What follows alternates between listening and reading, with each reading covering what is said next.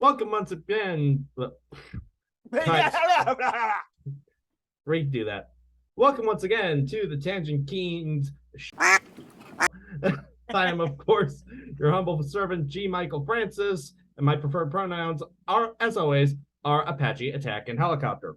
And I am joined with my partner crime, my my brother from apparently another planet, Mr. JJ Benks. How you doing today, sir? Space is very Cold. hot. It's warm in here with all this hydroponics we got going on. It's pretty nice. It's misty. They got all this mist floating around and stuff, and it's in my face. The sun was going off a second ago, and I had to go like, nope, we don't need tomatoes this year. Yeah. And of course, Mike's drinking the hard stuff. You know what that means. He's warm and he may or may not get based. Um,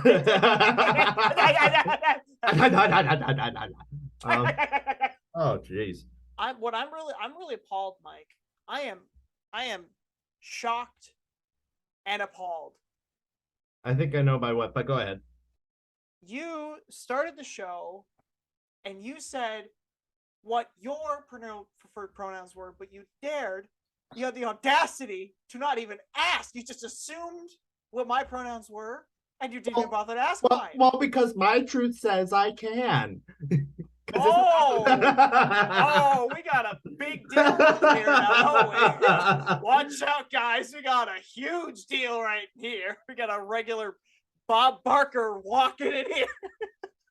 We got a huge deal. Buy one, get one free. Mike insults you and you get one for your friend for free. If you get an insult and you get an insult, the BOGO Mike pack is my wife's in the corner going like this. And this differs from my usual reaction. How?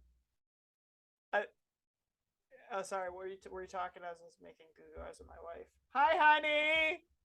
She's like this. She gave a very good Queen of England wave. She's like, "Hello, peon." So, but I think the really important thing, Mike, is have you ever seen the greatest Hot Wheel car ever made?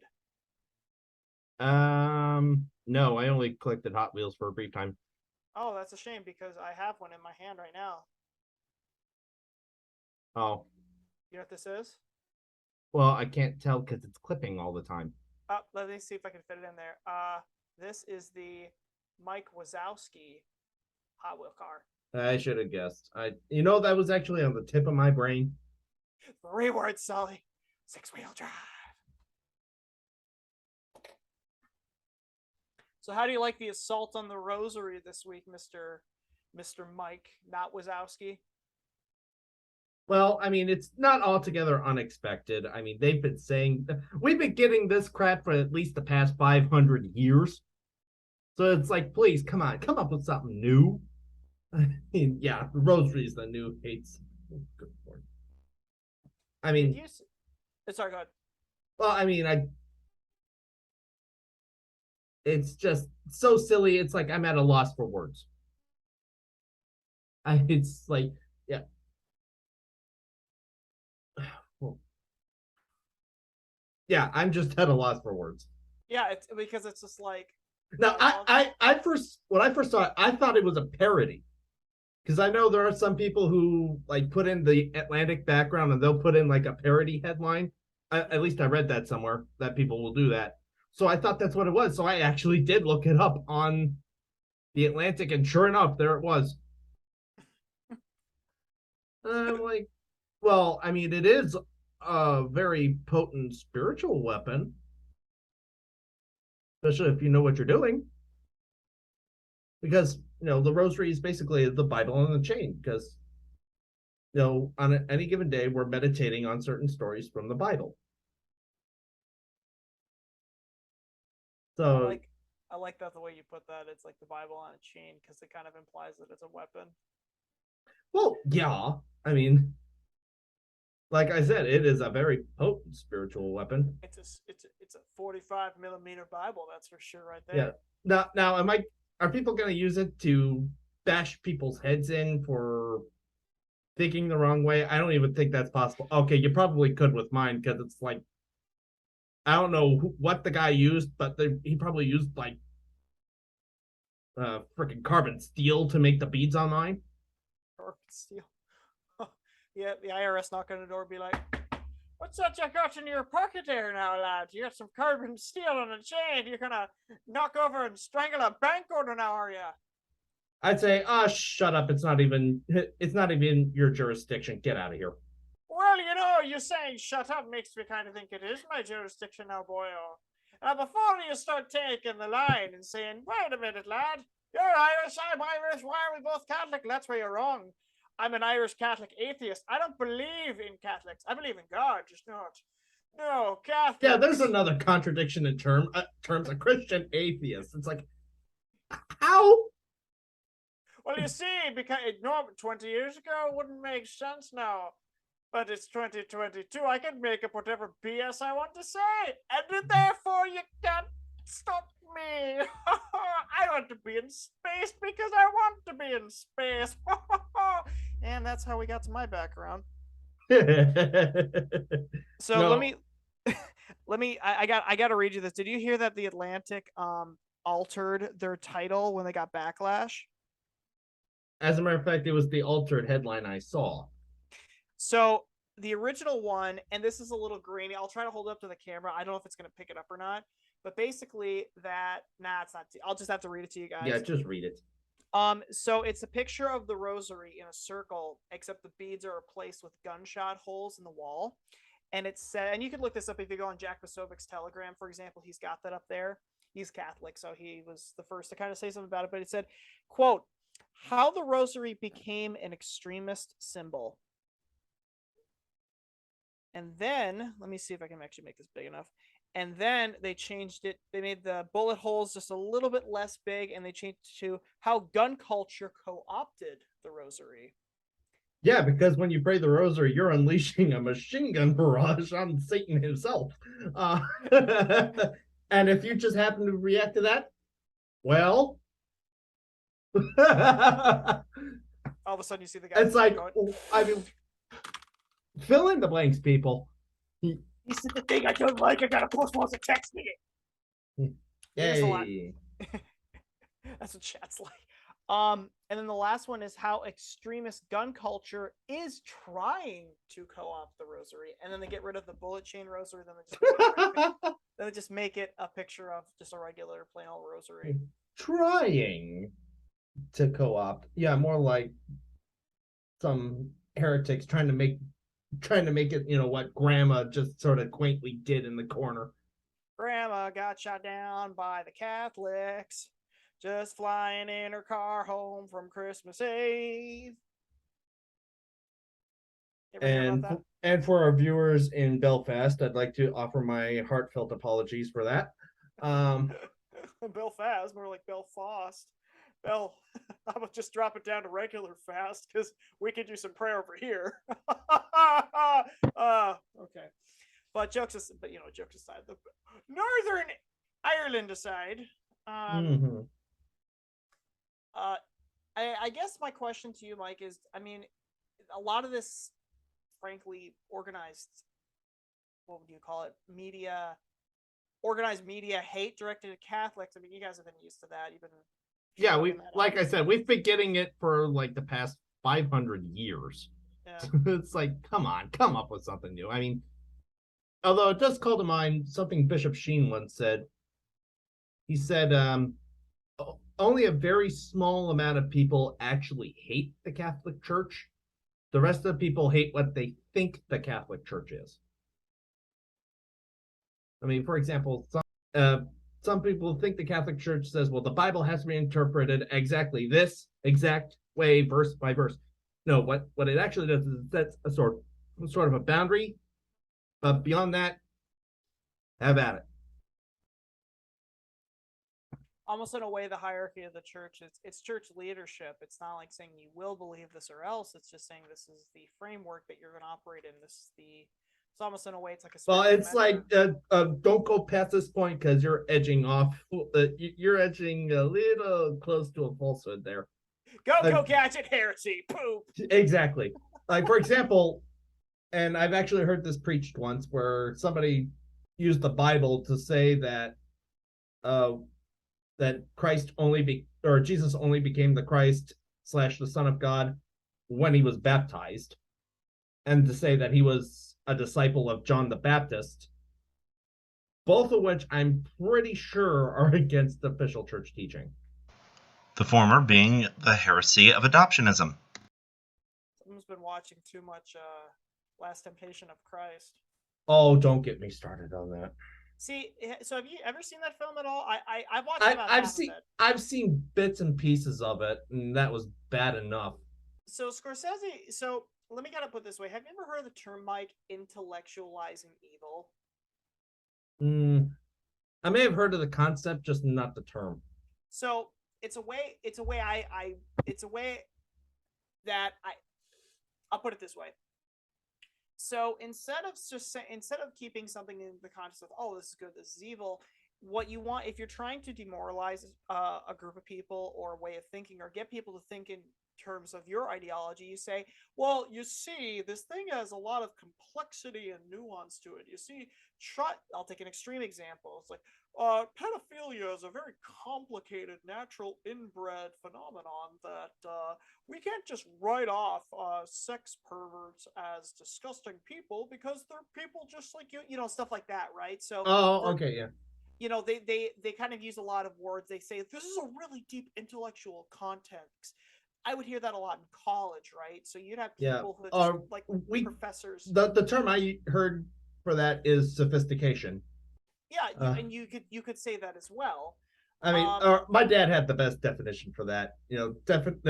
His best definition of sophistication is how people talk themselves into doing something that they know is wrong. Mm-hmm. Yeah, just straight to the point. Yeah, and there's a saying that rationalization, what rationalize means is rational lies. That's another way you could put that idea. But and Satan's a master of this. How do you? Of course.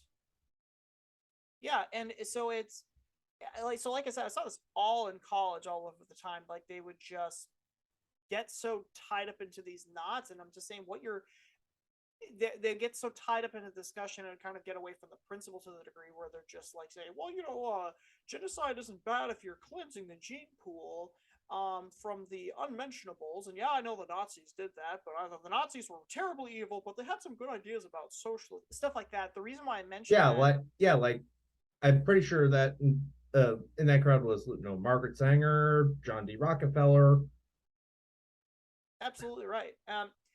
And what's the point I'm trying to think of a way of putting it, but basically what it means is that you see people doing this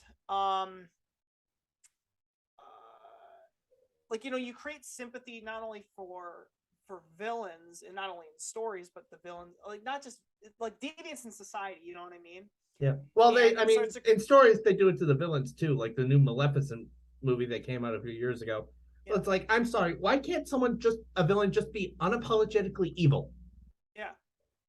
There are there has to be some reason behind it, and it's not really her fault. Shut up.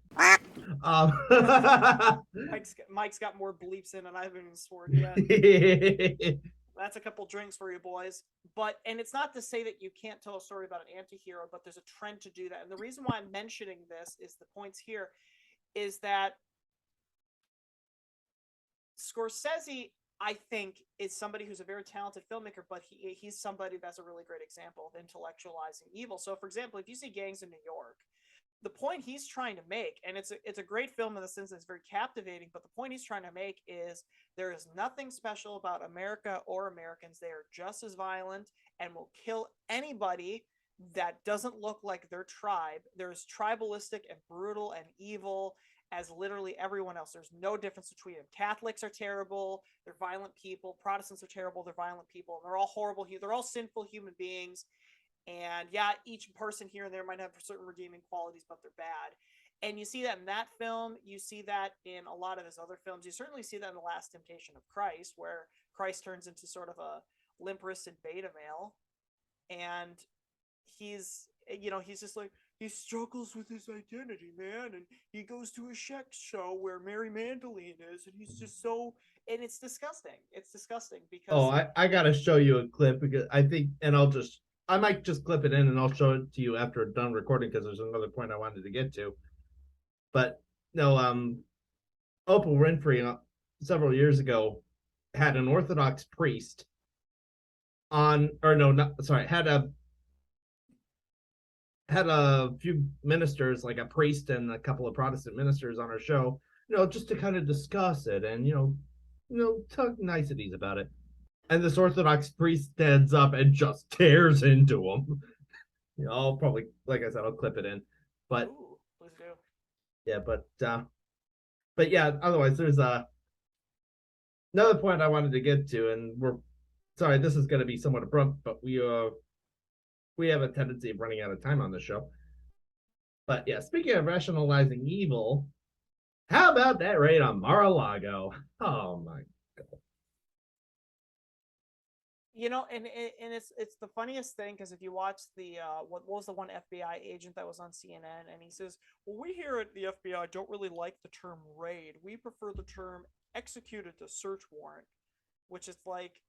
Because a raid implies that we're using some kind of extrajudicial authority. Sorry, my wife walked in. That's okay. Sanctioned by can Congress. I'm like, that. That's Anyway, exactly so what you're doing. cut back in. So anyway, it's they edited it in real time, where there's just like the overlords have said, "Oh, master, we can't use the term raid anymore. Oh, quick, say the thing on, take the thing on CNN, quick." Write it so it doesn't look like the thing, so master won't be pleased anymore. Yes, master, yes. It doesn't. It's an execute search warrant, and it's Yeah, and the warrant they had was flimsy at best.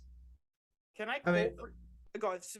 I'm gonna look something up for you real quick, but keep sharing your thought. Well, I mean, from what I understand, the warrant had basically was surrounding some documents. Like they tried to say that he had classified documents in his possession that could threaten national security, which were declassified by him as he was president. So it's like, yeah, that is such a flimsy. And they wonder why why people have no faith in the FBI anymore. Well, there is some people have been pointing out, and this is a serious level of clarity that we're experiencing right now, is people have been saying that the FBI, this isn't widely known. You have to remind me who J. Edgar Hoover, that's who it was, who founded the FBI. Yeah. This has always been was largely developed to be a political, not a persecution force, but basically it was something that the deep state could use to basically persecute its enemies. And I don't know if that's true or not for sure. I have to look at evidence personally before I would commit to that position. But if evidence came out and said that's the case, it wouldn't surprise me because J. Edgar Hoover was not a good man. Granted, this was sort of my weak point in high school U.S. history. Mm-hmm. But yeah, it's like, people, are you trying to start a civil war? Because when you start using it, and you're barely even hiding anymore, using federal officers to persecute the leading opposition figure, that you keep going down that road, that's how you start a civil war. I think they're trying to kill the revolution in its infancy. They're trying to smother the baby in its cradle. Which calls to mind another thing. I love how everybody was talking about, well, Stephen Crowder, he said tomorrow is war, and then they try to make a joke out of it, and tomorrow came and there was no war. Oh yeah, that's why, yeah. Yeah, because unlike you guys on the left, when we say tomorrow is war, we generally mean that figuratively. Yeah. I mean, this is the things they've said about Trump. They said Trump will imprison minorities, and they had to cross that out because he didn't do that. Mm-hmm. We'll start World War III, didn't do that. We'll crush the economy, didn't do that.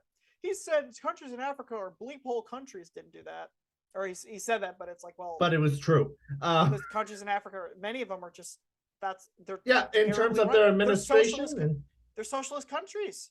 They're welfare socialist countries, and they're suck dry of the resources. Another one, they said he's a Putin puppet. Well, that wasn't true.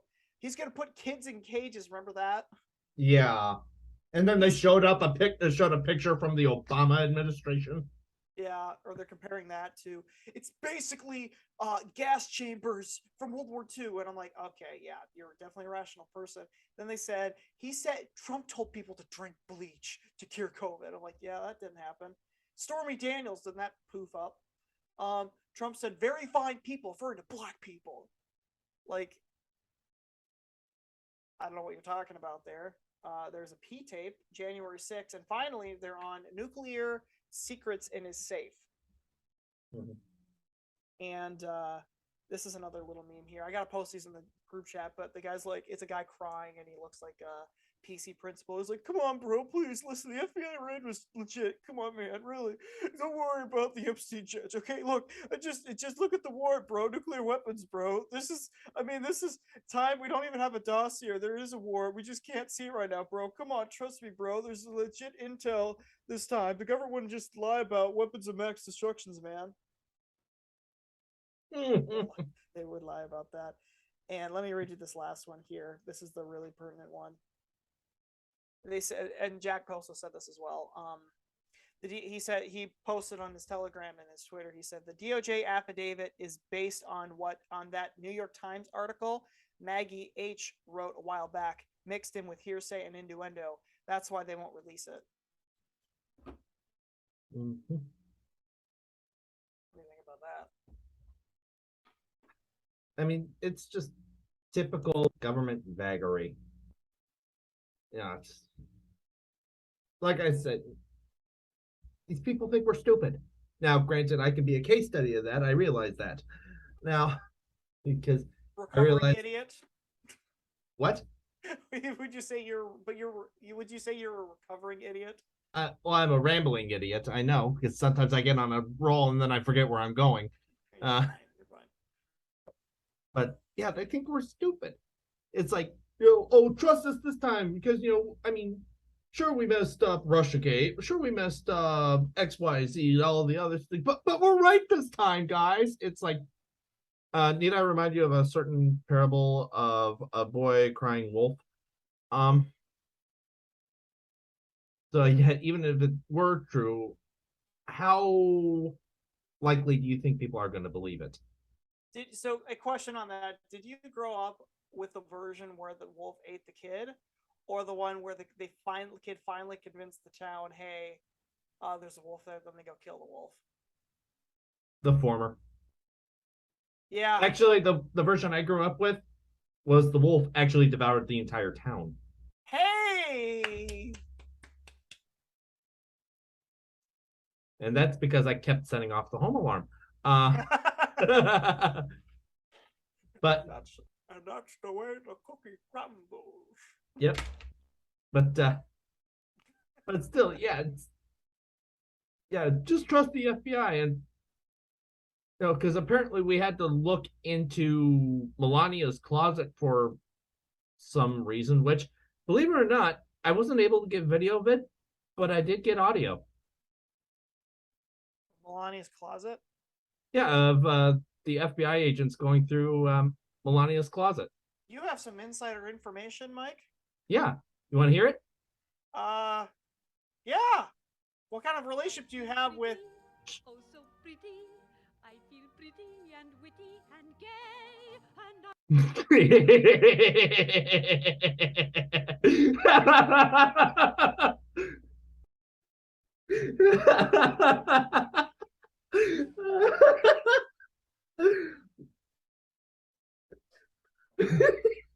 I broke him.